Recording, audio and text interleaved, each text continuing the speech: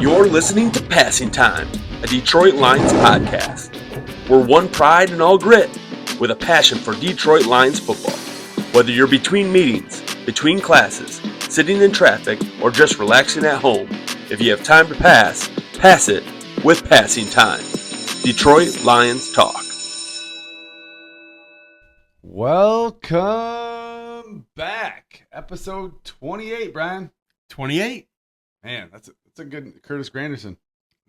28. Okay. You're on the clock and you're passing time with us. A Detroit Lions podcast. I'm Rob. I'm Brian. Hey, we're coming off a tough week here. And we took a week off during the bye week.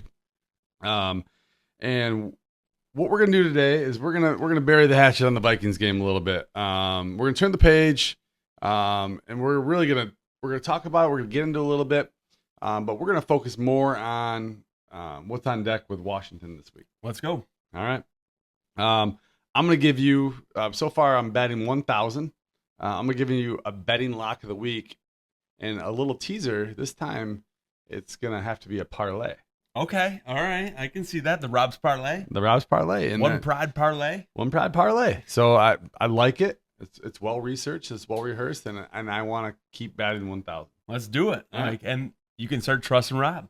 I used to tell that to all the girls. You can start trusting me now. Yeah. Trust Rob. Keys to the game against Washington. There's a lot to get into there. Yeah. There's a lot of billing going on with Brian. Brian is now a sympathizer with Bill. Well, we can talk about it, but we're fans, right? I'm a fan. I'm an emotional guy. And the emotions may or may not be getting the best of me right now. So, but look forward to this. I mean, there's going to be some real good banter on Washington. Yeah. Trade deadline talk. Not a lot to talk about with the Lions, but we're going to get into what other teams did, and then we're also going to kind of bring it back to the Lions. Should we have done something, or should we not have done something? And I know you got some things. We'll get into it. Yep. We're gonna have some injury talk because the Lions are perpetually getting healthier and then unhealthier, all kind of at the same time. We'll see where we're landing. I know it's like kind of a whirlwind right now because I had this really good feeling going into the Viking coming out of the bye week. We're getting guys back, and then all of a sudden the Vikings game happens.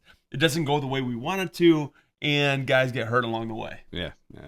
We're going to get into expectations for the remainder of the year. Where we feel. We're going to heat check ourselves a little bit.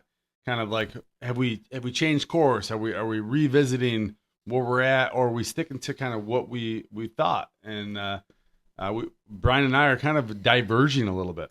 Well, I mean, again, that emotional part comes into play, and sometimes I got to get talked off that ledge a little bit. You got to help me out. Brian, you don't have to give it away right now. We are gonna talk about it, my man. Okay. We are gonna talk about it, my man. But hey, first we got a game coming up against the Commanders. Yeah. And regardless of two teams kind of limping into this game, this is a revenge game for me personally, and I think Dan Campbell's going to spin this as a revenge game for our Detroit Lions. And you talk to some of those Detroit Lions in the locker room, and they're saying that yes, it means something. Now, does it mean something as much as it did maybe earlier in the season or preseason? Maybe not. But they're talking right now that they want to win this game. This is a possible must-win type of game, and they're coming off a ugly loss, and we'll get into that too. But they want to get things right, and guess who's next in line? And it's the Washington Commanders, and they're on our way. It's not a must-win game, but it's a game that if you don't win it, you got to start being a little bit more perfect kind of going forward, right? Yeah, absolutely. I mean, the NFC North has gotten condensed a little bit more. I mean, it's gotten ugly. Everybody's very similar in their records, and the Lions have to come out with playing some of their best footballs moving forward. And every game right now is going to be a struggle because the NFL it's built like that, right? Everybody is going to be able to compete with everybody else on any given Sunday, and where are we going to fall when the clock hits zero? Yeah. So going into this week, are the Lions getting healthier? Are they getting more hurt? you're starting to get good news. Like Miles Frazier, he's out practicing. He could be that could be huge. But Mahogany hits the DL. Davenport's eligible to return, but he's not ready yet. DJ Reed, is he going to be ready? He remains out. TA was back last week. There's a lot of swim lanes happening. Right. They're kind of merging into one. Yeah, and so defensively last year we were just decimated with injuries right now, and we're hit quite a bit, but it's more of those back end players, maybe a DJ Reed, maybe a Davenport, which is one of those top end guys, but we're starting to get some of those guys back. But on the other side, we weren't hit at all offensively.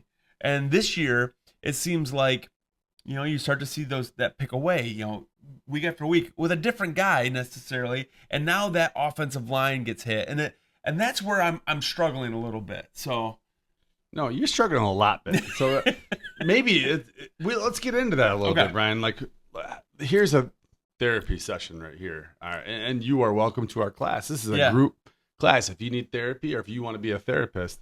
Brian is really down and out on the Detroit Lions offensive line.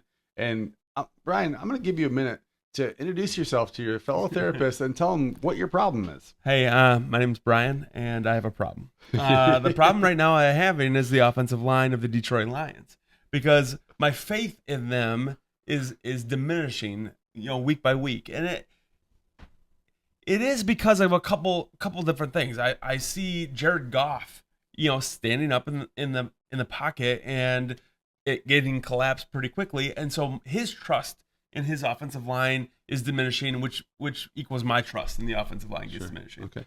So I want to see what can we do to bolster that, to make it better, and to scheme something together where Jared Goff can stand upright and deliver that pass, effectively. Yeah. So, Brian, do you believe in Dan Campbell as a leader of men, a leader of an organization?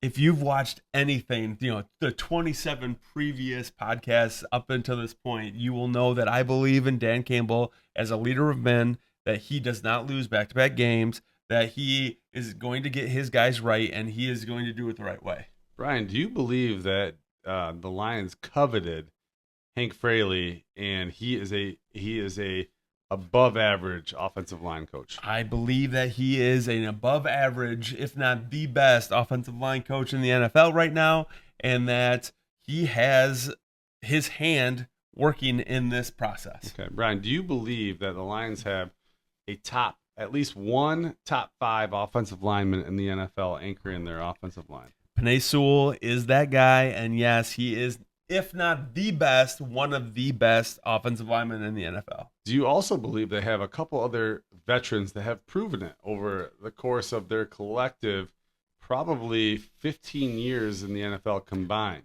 Taylor Decker is a proven NFL, solid NFL tackle, left tackle at that.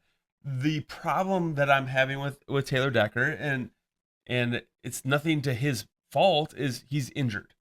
His shoulder is banged up. His knee is now banged up. He talked about post game that he's not even sure how he feels because he's got some medications, running through his veins, and the guy is doing his best with what he has to work with. And he's played well. When he's out there, he's played well. I would say he's played. I wouldn't go as far right now as played well. He is. Has he played below average, Brian? He's played average. He's played average. Okay. He's played well. And so maybe not well, but average. Okay. And I would say he's average because he's injured. Okay.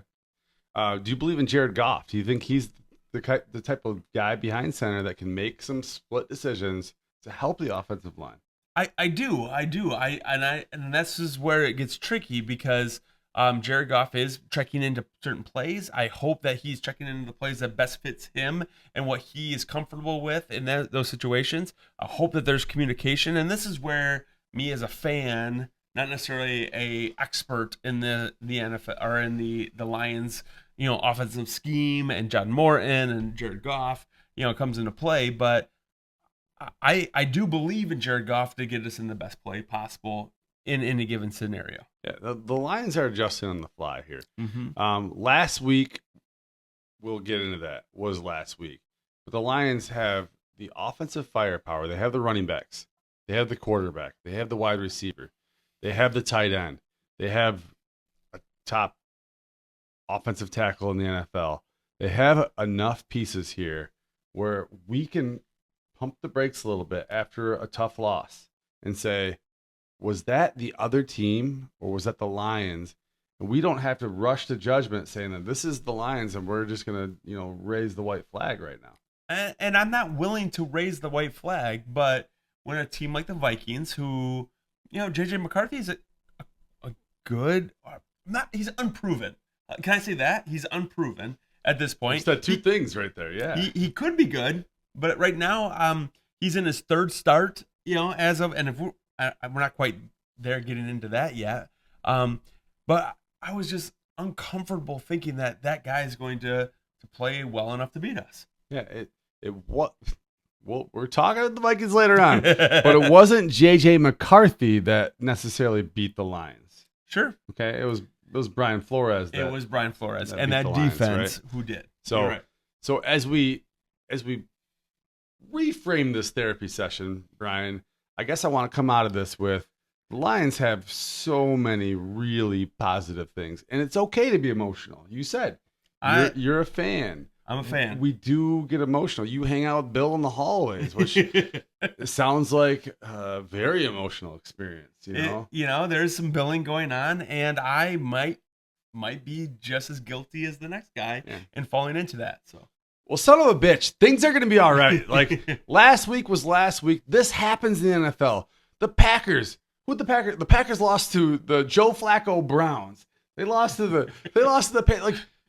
Every team is good in the NFL. Sometimes you throw out a clunker. It is going to be okay. It's okay to be emotional. If you want to be emotional, it's okay. You're just like Brian. Mm-hmm. He gets really sad sometimes. Bill gets extremely sad sometimes.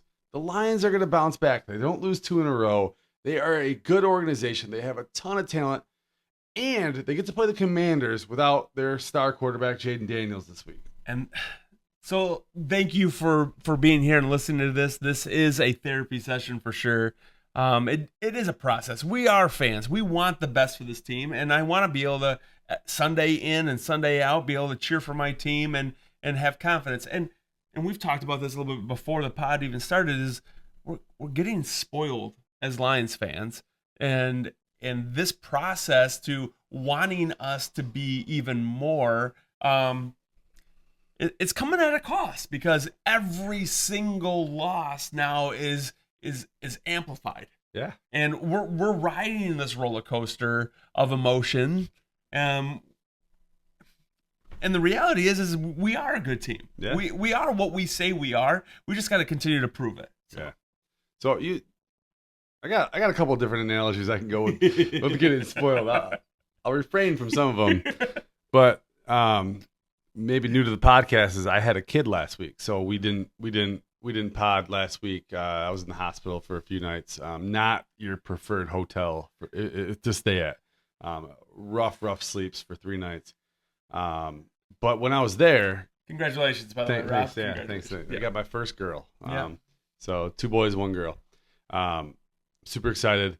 But my brother came over with his fiance, and they watched my kids while we were there for 3 nights, and did a great job. Kids had fun, didn't burn down the house. The kids, they changed their underwear every day. Maybe they brush their teeth once a day. Enough to kind of scrape by. They got them to school on time. Okay.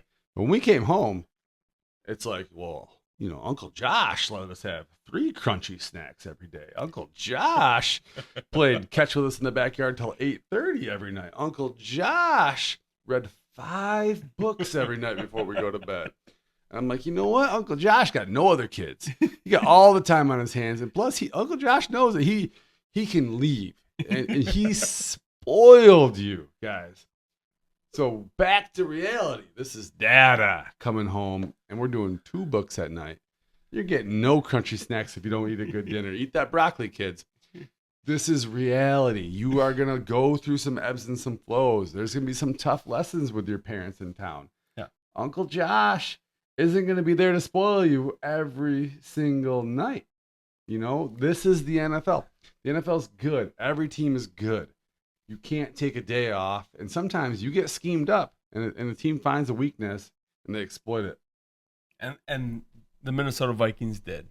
So we got into a spot, last past Sunday where we didn't have the answer, or we didn't have the answer quick enough. And we might have had the answer, it just didn't come quick enough. So yeah. So we get the Commanders. Their O-line stinks. Yeah. They're without their quarterback. Okay. They got a guy named Bill, which I don't even know if he's got Bill in his real name, which is about 22 characters long, right? But that's cool. I kind of appreciate Bill. As a guy that played, I think he played 2 college games because of eligibility issues all throughout college. They have some aging wide receivers that are frail and healthy, not healthy. Also, their defense is very susceptible to giving up passing yards. It's a gift. The Lions. This is the team you want to play, coming off a tough loss. And this is the get right game for the Detroit Lions. We have to approach this business-like. We have to do our job. We don't have to do too much, and we just got to grind this one out and come out the other side with that W. Yeah. And this is the game you want for that W, right? It's sure. A revenge game. It's 2 teams kind of coming into a mess situation where Washington is kind of playing for next year already, and the Lions they're gearing up for this year. Yes, and you heard maybe a Taylor Decker in the locker room interview, and he's like, at the beginning of the season, this might have been like one that we circled, but right now it's let's get right from last week. Washington, we all know what happened last year in the playoffs. How much motivation is that for this team? I think our main motivation right now is coming off last week, and let's get back on track and go out there and play the brand of football that we know we can play. Obviously we played that organization last year in the playoffs. There's a lot that's different about them. There's a lot that's different about us. Sour taste in your mouth, but more than anything for me, it's like I want to get back on track from last week because that was not a performance that we were happy to have as an offense or even as a team. I think like everybody wants to kind of get back on track and play our brand of football. So that would be the motivation for me, at least. Like, I want the Commanders because they're the next team. We want to be 1-0 at the end of this week. Are you looking ahead? We can't look ahead. There's no looking ahead right now because I feel like we've done that in weeks past. There's no looking ahead moving forward. Brian, do you want to talk about Dan Campbell or a Dan Campbell led team after bye weeks? And do you want to get anything off your chest there? So I have a question. I have a question. Like, is this a rhetorical question? Are you it going to might answer? be. Okay. It might be a leading question. It might be something where like I can see it or I may question it. I love Dan Campbell. I think he's a leader of men. I think he's a player's coach. But but here. But I also think that Dan Campbell might be soft on the bye week. I think that he allows his players some flexibility and some space to get away from the game, to get their minds away from the game, and they may or may not lose some of that focus, leading into the next game. So whether you want to call it rust or whether you want to call it like they're not on the right page or whatever it might be, I feel like the focus, they may lean away from that in that bye week. Dan Campbell gave him a little Uncle Josh treatment. Yeah. Right? They read him 5 books. They let him have a little extra crunchy snack, stay up late. And my kids might be better kids a month or 2 from now because of that treatment. And the Lions might be a better team a month or 2 from now because of that treatment. And I think that's okay. I think Dan Campbell's been there. He's been in the grind. If you're talking about somebody like, I don't know, who hasn't been in the grind? Sean Payton never played in the NFL. Countless coaches never played in the NFL. They don't necessarily know what the grind feels like. But Dan Campbell's been there, man. He knows what happens to your body. And he knows that maybe you sacrifice a little now. And they still had a chance to win that game. And maybe that's it. Maybe it's my short-sightedness saying, hey, we need to win week in and week out. We're getting that 2024 treatment where we only lost 2 games. We got that spoiled Uncle Josh treatment, Yeah. where we're getting read 5 books, and this year we're okay. We're gonna get into the playoffs, and we're going to be healthier. We're gonna be stronger. We're gonna be more prepared. And Dada is gonna be home in order to keep us in line because we're only getting 2 books, and we're gonna eat our broccoli. Yeah, and that's important. Yeah.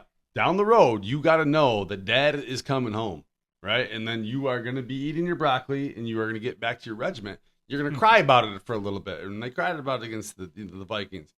But ultimately, we got the Commanders, we got the Eagles coming up. Mm-hmm. We got to be ready for that, right? We gotta be ready. So and in that process, the Commanders are the next one up. We have to make sure that our O-line is going to be ready in order to be, prepared for a Luvu and what they have to offer us. And I'm not going to be too afraid of what they have to offer us. I think this is the right game for our offense to get right.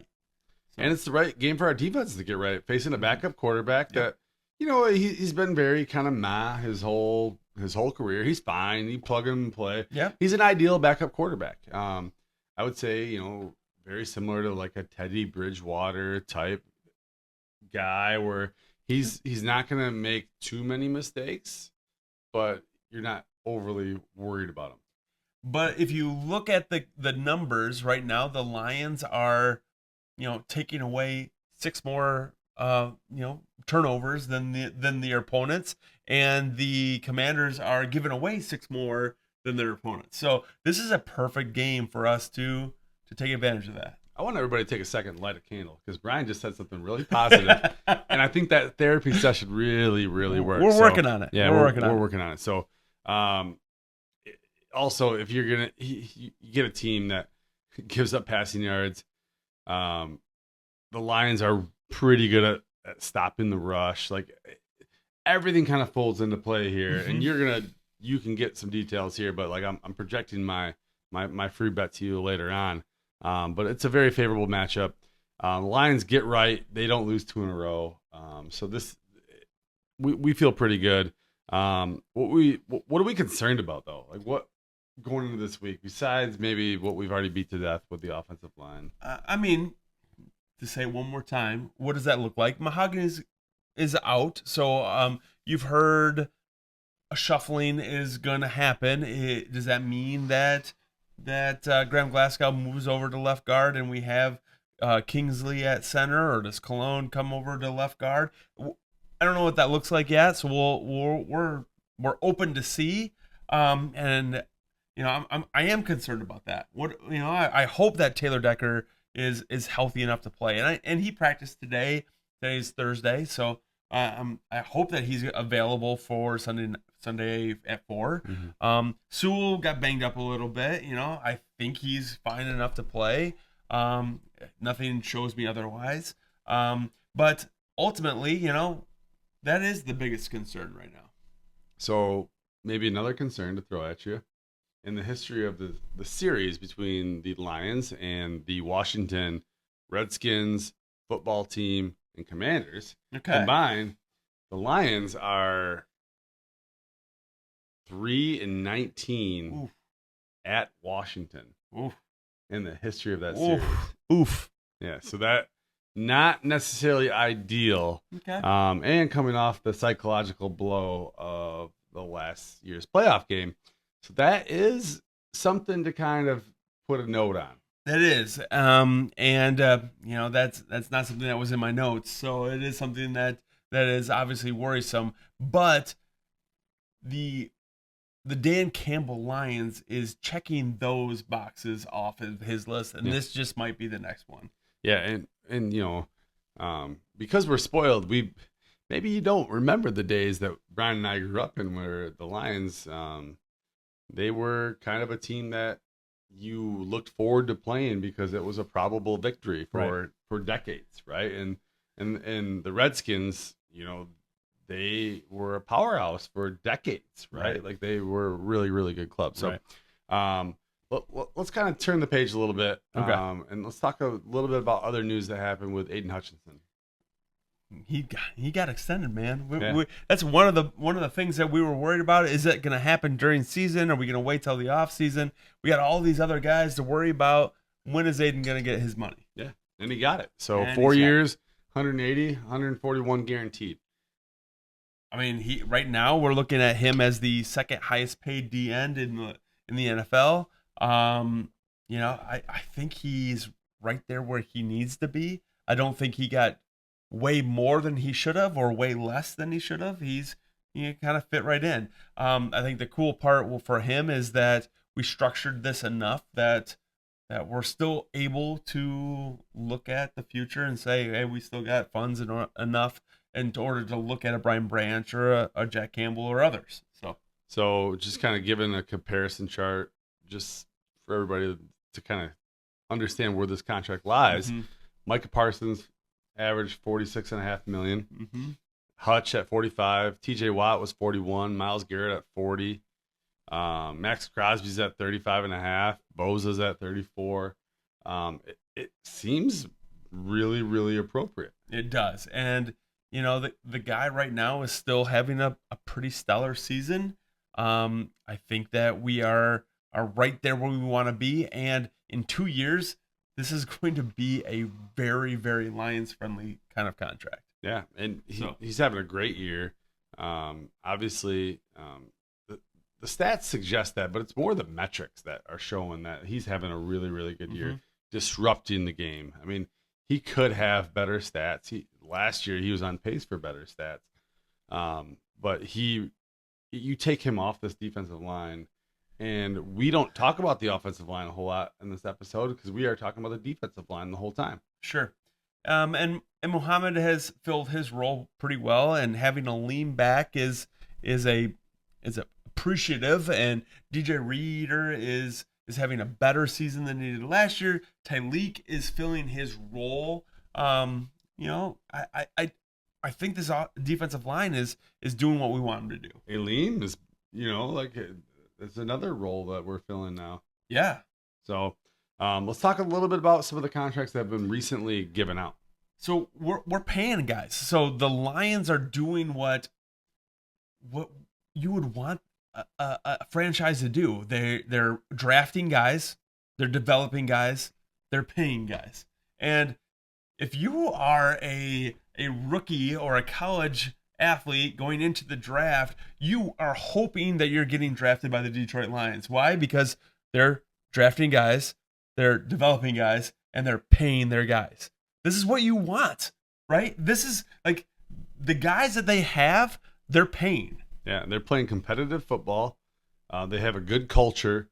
Like this is we're not in South Beach sitting in Detroit either. Yeah. You're in Detroit, Michigan with tough winters, a blue collar city, and it's a coveted place to come and get drafted. Like this is an area where they want to get drafted versus just go back to Amon-Ra where, maybe you were a little skeptical of getting drafted here. 5 years ago, he's saying like, I want to go anywhere but Detroit. Like anywhere. I'd go anywhere. And now he's saying, I want to retire a Lion. The culture flip is very evident. You see what's there. The guys there, they want to be here. They're competitive. It's a player's coach. I mean, the culture's amazing. This is what you want. I want to go anywhere but Detroit to I want to be anywhere. I don't want to be anywhere but Detroit. But Detroit is monumental, and Yep. I think that whole shift, that whole blue collar, adopting the city's personality, and being proud of it is pretty neat. So they're locking down their core early. They're developing their guys. To your point, so a little bit on Hutch's workload, because I know that might be something. Now that we got him locked up for 5 more years. Do you change that at all? Well, I mean, he plays 92% of the snaps on defense. And you wonder, because I'm not going to lie, I looked at the Vikings game and I looked at Hutch and he lost the edge several times. Is he getting tired? Is he Is he searching for that sack to bolster his numbers versus play in his position? You know, do you need to get another guy in there in order to keep him fresh? Mm-hmm. You know, is he, you know, those are question marks, right? You know, I'd love to have a Hassanin that could spell him, or another guy off the bench that could give him 10 or 15 more reps on the sideline, that he could be fresh and second and long, third and long, or those more passing type downs. So, I mean, I would love for Hassanin to spell him, but that's asking. I'm not saying that it's just got to be Hassanin, but someone. I'm just using Hassanin as hopefully somebody that comes back to the Lions and that can able to fill that role. Yeah, those are big shoes to fill, right? 100%. So yeah. So the Lions didn't make any trades at the deadline, Brian. No, they did not. And did that give you, as a Tigers fan, did it give you PTSD? Did you do what everybody else did and go back to say, like, oh my gosh, like this is as Yogi Berra said, this is deja vu all over again. So the emotional Brian, the emotional fan, the emotional Lions guy, That's the real Brian, which is the real Brian, right? Wanted them to make a move, because making a move to me means that you care about winning a championship, right? Those two things like come together. If you're not trying stop. To me, making a move means that you care about winning championships. So what right you're now, saying is, if you don't make a move, you don't care about winning an NFL championship.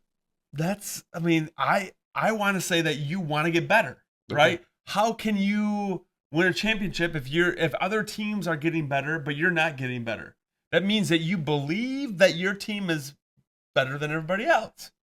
So how can every team get better?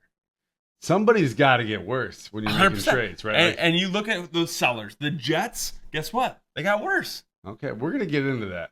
But I will tell you that there was a team that was trying to get better that got worse. Okay. I'd be interested in your take. I can't wait to give it to you. But we're not done here talking about the Lions. We're not done talking about your emotions. I wanted to see the Lions get better. I wanted to see them get better. I saw a injury at left guard with Mahogany. I wanted to see them make a move there. And the rational part of me knew that there had been minimal trades at the offensive line, because teams want to keep their offensive line. They want to keep their quarterbacks healthy.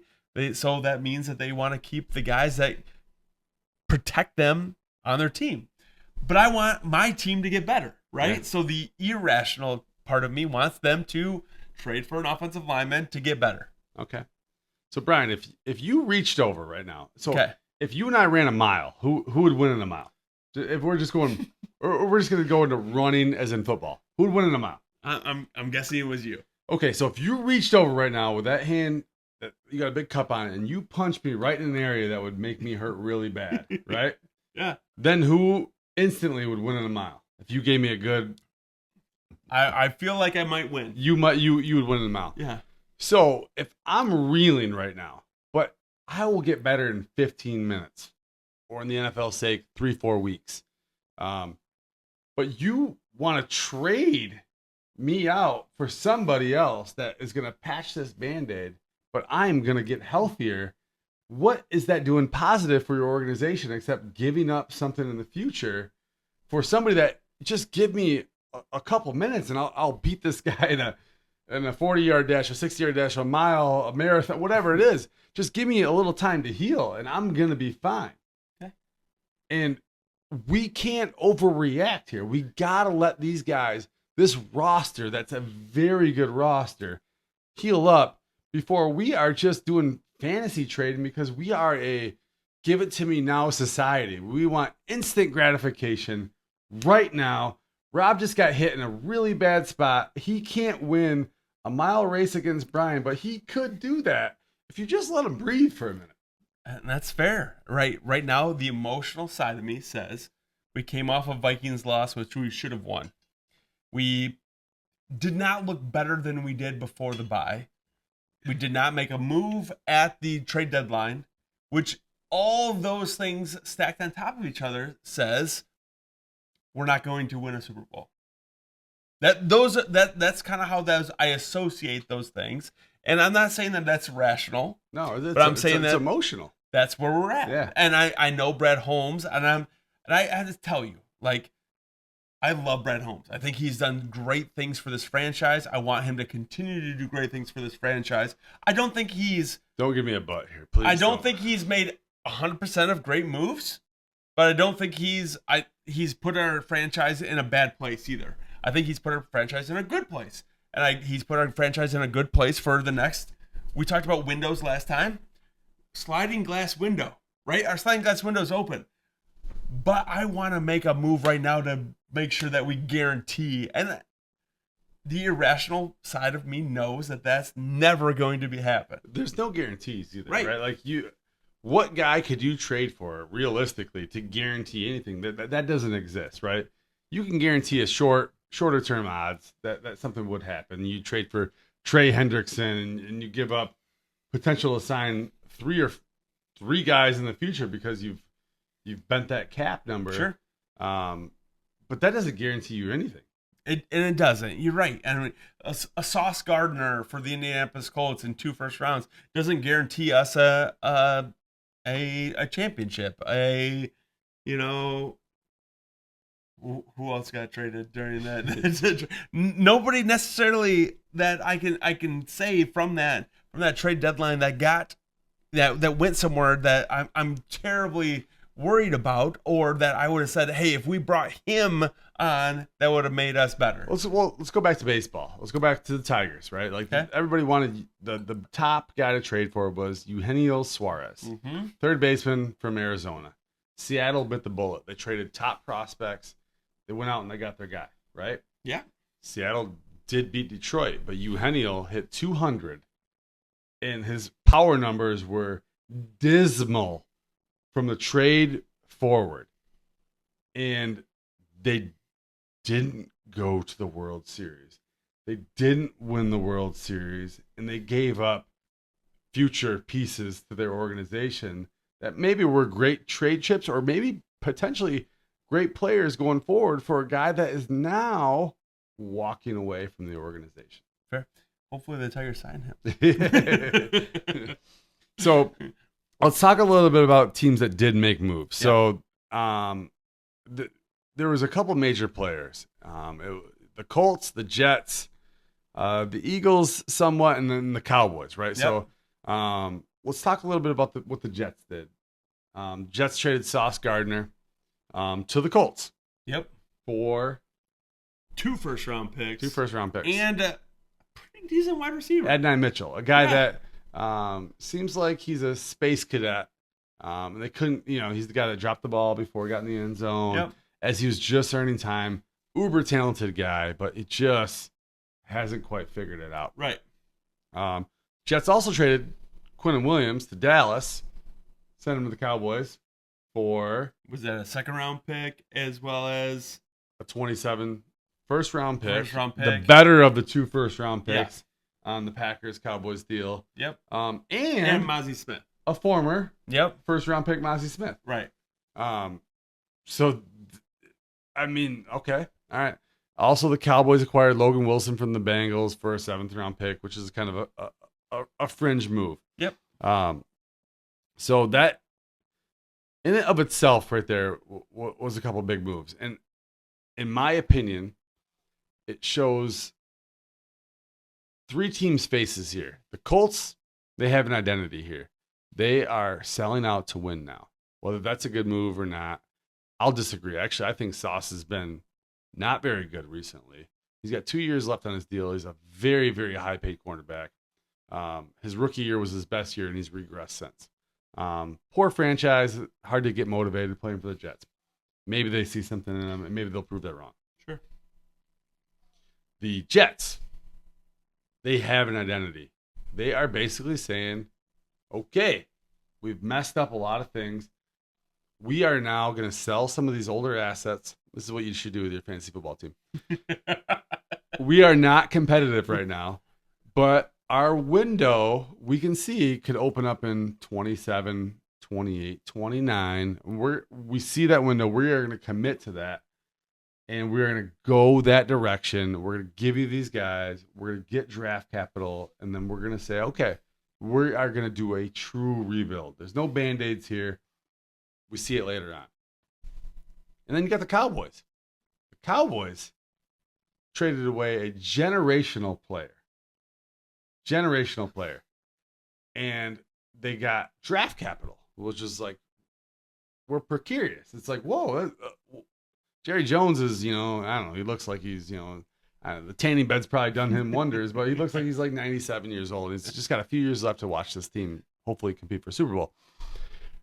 But that was a signal that they weren't ready to do that. Right. And then all of a sudden you get halfway through the year, and I don't know what their record is. They got a tie, and they got a few wins and a few losses in the tie, right? And then they say, whoa. We're actually going to trade some of that capital that we just acquired, and we're going to go out and we're going to get some veterans to plug back in on the defensive line. Right. And the crazy thing about this is that the Dallas Cowboys have a great offense, or at least a high-functioning offense right now, statistically speaking, and their defense is garbage. Mm-hmm. And I think part of that was because they lost a bigger piece of their defense, and now they're going to try to, with duct tape and toothpicks, figure out how to get this thing back together. Yeah, so, I mean, their net summary is they gave up a 2026 second-round pick to the Jets. They gave up a 2027 first-round pick to the Jets, the better of the two between the Packers and the Cowboys. A 2026 seventh-round pick to the Bengals. Mozzie Smith, the former first-rounder, who's a solid player, not great. And then Micah Parsons, who's a generational player. They gave all that up. Okay? What did they gain? They gained Kenny Clark, a 30-year-old defensive tackle from the Packers. He's got 2 years left on a deal, or a year and a half. They gained 2 first-round picks, a 26 and a 27, one of which is going to be gone, from the Packers in the Parsons trade. Quinnen Williams from the Jets, who's a 30-year-old defensive tackle, and Logan Wilson from the Bengals. But Quinnen Williams, let's be honest, is a very, very good, talented player. Yeah, motivated. Win motivated. Yeah. And hopefully, not hopefully, but possibly more motivated on the Dallas Cowboys than he might be on the New York Jets. No doubt. And then the Jets, they're stacked. 26 they got 2 first rounders, 27 they got 2 first rounders. They have multiple second rounders. I mean, they have an identity now. They are going to be aggressive in the draft, and that just because you have 2027 draft picks doesn't mean that you can't find another team to trade up for, right? And really sell out for the 2026 draft. And so the Jets are starting fresh, and it's again, you look back at the parallels between the Detroit Lions and the New York Jets, the AGs and the Dan Campbells, and you see this is what they're doing. They're like, hey, this is going to be not a immediate turnaround. This is going to be a slow process, but trust it. And we're going to make the changes necessary in order to make this thing sustainable for years. Yeah, absolutely. Another off-topic kind of thing I want to talk about is just if you look at power rankings, right? Kind of the aggregate power rankings, Brian. Power rankings, they're not fans of one particular team, okay? So power rankings are looking at all the teams because all the teams are going through emotional experiences, okay? Like Bill, right? And Brian, yeah. The Lions were dropped. Get ready for it. This is going to be exhausting, but they were dropped from 3 to 6. Whoa! In the aggregate power ranking. So the general masses have a lot more conviction and confidence. And typically these power rankings are slightly emotional. They fluctuate week to week. Yeah. But not overly emotional, Brian. What's your take on that? Well, I mean, the biggest thing for me is this next game, right? Are we going to go into the Commanders and play like we did against the Vikings and struggle? Mm-hmm. Or are we going to play like we did against Tampa Bay and excel? So right now, like, that's the biggest question mark to me, is that we've seen this ups and downs with the Detroit Lions. We've seen more ups than downs. I just hope that we establish that the downs are going to be minimal and the ups are going to be more maximal, and we're going to be able to move forward. So Yeah, I like the maximal. Maximal. drop. Yeah, I think that's a new word. Yeah, I like that. I made that Billing up. By the and way. maximal now. Yeah, we are. The passing time Urban Dictionary is unfolding right before your eyes. So I like that. If I weren't a teacher, that would have been terrible. So hey, I want to drop a couple lines here. Okay. So we got Bill's bullet points coming up. We got around the north, but we also got one pride picks. Let's here. go. Let's come on, Rob. So What we got for us?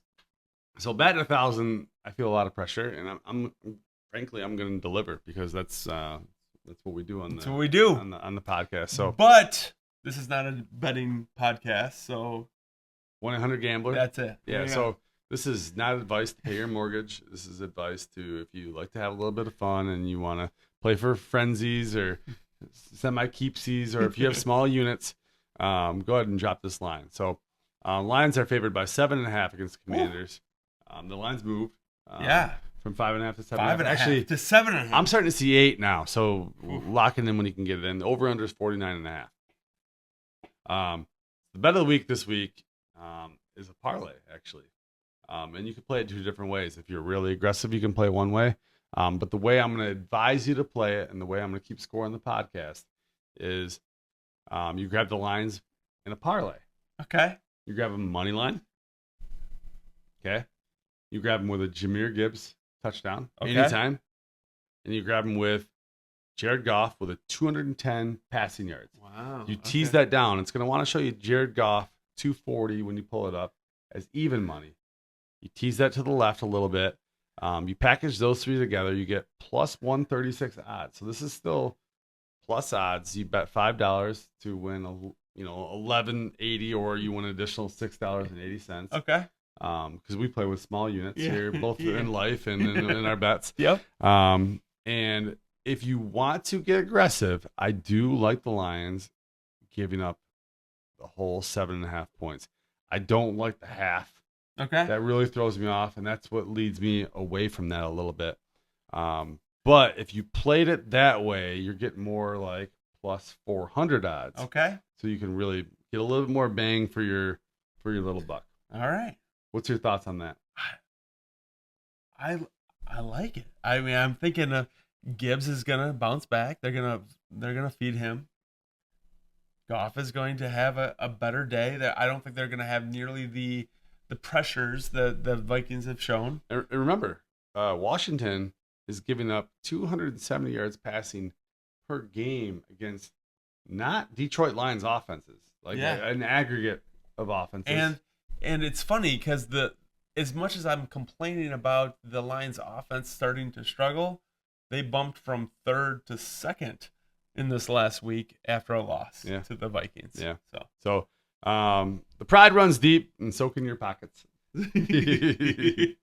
Brian, what I really want to kind of rough. I do like that. Yeah, that was teleprompter Rob right there. Yeah. So, I really want to hear. And I haven't heard this at all, but I just want to kind of have you talk about Bill's bullet points. Oh, Bill. So let's be honest. Bill's billing, right? Bill is, I talked to him today. We had parent-teacher conferences for the evening, and we were able to chat quite a bit. And I was like, today? Today. Okay. Until 7 p.m. tonight. We had parent-teacher conferences, so that was fun. So I did put a little pressure on Brian, like, hey, man, like, I'm going to be up like 13 times tonight. I got this fresh kid sleeping in my room. So if you want to do this podcast, you got to get over here quick. I didn't know that you were also talking to a bunch of kids. Yep. Yeah, Till 7 p.m. tonight, okay. and then drove home and something happened, I don't know, at Lane Avenue on 196 East, and that was fun because I was in traffic for about 30 minutes regardless. Okay. So I got home, got over here. Bill was talking about, he hopes right now that Frazier is going to be able to be the next Mahogany. Last year, Mahogany was able to come into the game late in the season, and produce at a high level. And Frazier right now did not see training camp. He really hasn't seen a ton of practice time, but is he able to understand the offense enough that he can come in and produce? Like I have high aspirations for this guy, and it might be because that there's not a ton in the cupboard in order to fill in for the injuries that we've seen and the woes that we've talked about throughout this podcast. So that's his number one. Okay. 2 is Morton. John Morton. He questions right now John Morton, and he saw his press conference today, and it's like, man, I just wish that he would take more ownership for the woes of the offense or the struggles of the offense, rather than just saying, no, our schemes are good. Our running game's fine. There's a lot of hands in that are going into the plans, and it's just 1 or 2 guys. As an offensive coordinator, he wishes that he would just say, this is me. I can take care of this. We're going to make this fixable, and we're going to move forward. The protection, that was the biggest thing. I mean, we can draw up all these plays we want. It doesn't matter. That was the biggest thing, winning our one-on-one matchups. That was big. We all have our hand in that game plan. And, we would do things differently next time. Fix this up front and protecting the quarterback. And we will. We've addressed it and working on it yesterday and today. We have to do it. I can draw up all these plays we want. If you don't protect and have sound protection so the quarterback can throw the ball, it doesn't matter. It's just a matter of some guys getting beat. That's all it is, man. I'm just telling you, it's when you look at it over and over and over, it's 1 or 2 guys that are just breaking down. And I can't in that aspect as a coach. You heard Dan Campbell right after the game say, "Hey, we did not play well enough in the 3 phases of this game. It's on me as a head coach, and I'm make sure that we are better moving forward." He wants John Morton to be the same in that regard and take ownership of that. And I can't disagree with that, and whether it is or is not his fault. So, I mean, ultimately though, if your head coach, if your leader, is taking ownership on that, do you really need to distill down to every single person and say, "Oh yeah, I agree with Dan," or do you say sometimes we feel like they've been putting up points. To your point, they've improved in the offensive index. And son of a gun, Brian Flores is a great defensive coordinator. Right. He's proven it time and time again. So sometimes it's not you, it's the other guy. Right. And that's the struggle, right? We talked about this before early. We're spoiled.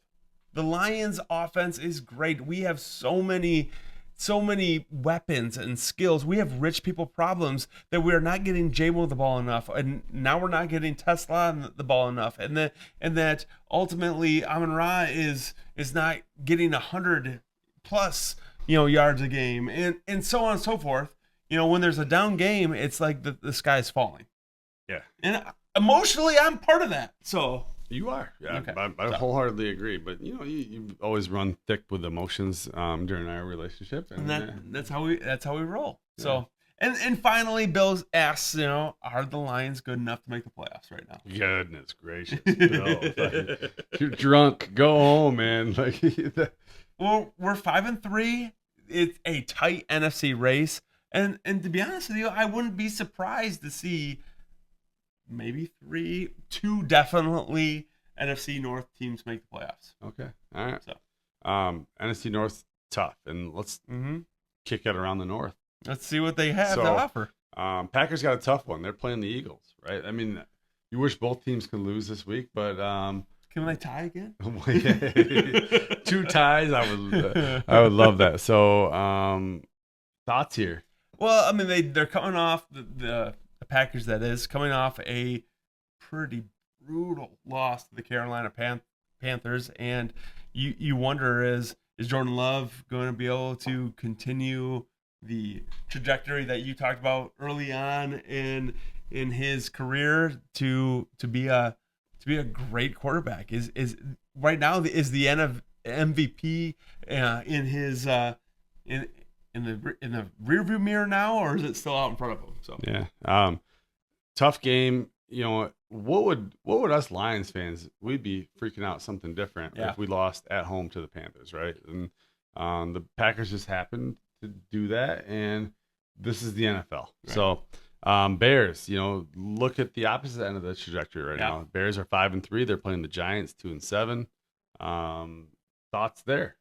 Well, I mean, they're coming off a win to the Bengals, and the Joe Flacco Bengals came back. Oh, did you see that game? I did. Yeah. Oh my gosh. I did, yeah. Unbelievable. Like, let's be honest. The Bears in years past would have found 100% of ways in order to lose that game. And this year they found a way to squeak that one out. And Loveland had a rumble, stumble, and bumble way to the end zone to win that. The Bears might be different, but they're also been playing some less than stellar teams. So we'll see once their schedule gets a little bit tougher. Yeah, take the Giants, take the points, move on. So the Vikings, 4-4 against the Ravens. This is an interesting matchup this week. It is. It's a make or break kind of for both organizations. 100%. And you've seen bounce back play from the Ravens in the last week. But you also seen, like, you know, JJ looks good. The Minnesota Vikings defense looks good. You know, who's going to show up to play that game? Yeah, that's one that, you know, I'm going to be keeping an eye on. Yeah. You know, if YouTube gets their stuff together and I still have the ability to do a quad box, you know, I'm going to have that as part of my quad box. Yeah, for sure. Any other thoughts there with the division race or? Listen, it's tight, you know, and, you know, each and every week we're going to be on the edge of our seats to see who's going to win, who's going to lose, and who's going to be on top of this NFC North, because it's going to be tight all the way through the season. Let me just cap this whole conversation off with one question here, Brian. Yep. I asked you a few weeks ago about believing in windows. We talked about sliding doors. Yeah.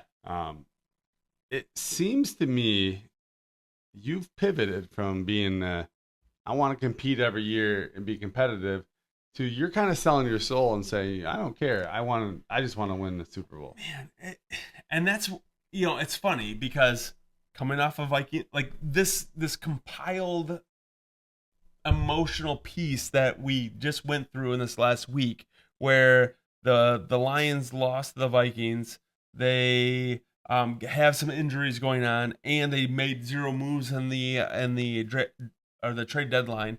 And I'm like, oh man, I really want a Super Bowl. I really want one. I really, as a Lions fan, want to see Brad Holmes want a Super Bowl more than me.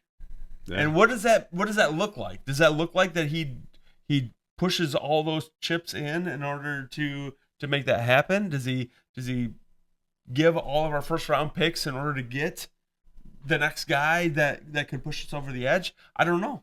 Yeah. I mean, it goes to show that you could take the kid out of the 5-year-old age, but you can't take the 5-year-old age out of the kid. And we just emotionally, we want what we want. And, man. It's hard to nail down that emotion. Imagine how Brian's wife, Lisa, shout out to Lisa. I know she's a subscriber, like, comment, listen. Is she? I've seen her comment. I don't know if unless it's you commenting from her phone, but absolutely love seeing her on the pod. Yeah, she has to deal with this emotional wreck, you know, and it is what it is. But we really appreciate you. Sorry for the week off last week. That's my wife's fault. Kid came a month early. We just didn't anticipate silliness that. Right there. But we're happy to be back, grinding, giving you some good content. Had fun this episode. And do you want to cap it off with anything else? Hey, just do us a favor. Subscribe, like, follow us, comment, do all the things on all the places. And we hope that you enjoy it. Tell your friends about us. Tell your mom. Go on talk about, like, if Brian goes on Lisa's phone and comments on the podcast, go on your friend's phone and hit subscribe on their phone when they're not looking, because we'd like to improve our numbers a little bit. We want to get up to like 152. So. Yeah. So thanks for passing time with us. You know, a Detroit Lions podcast. Again, from the bottom of our hearts, we appreciate you. I'm Rob. I'm Brian. See you next week.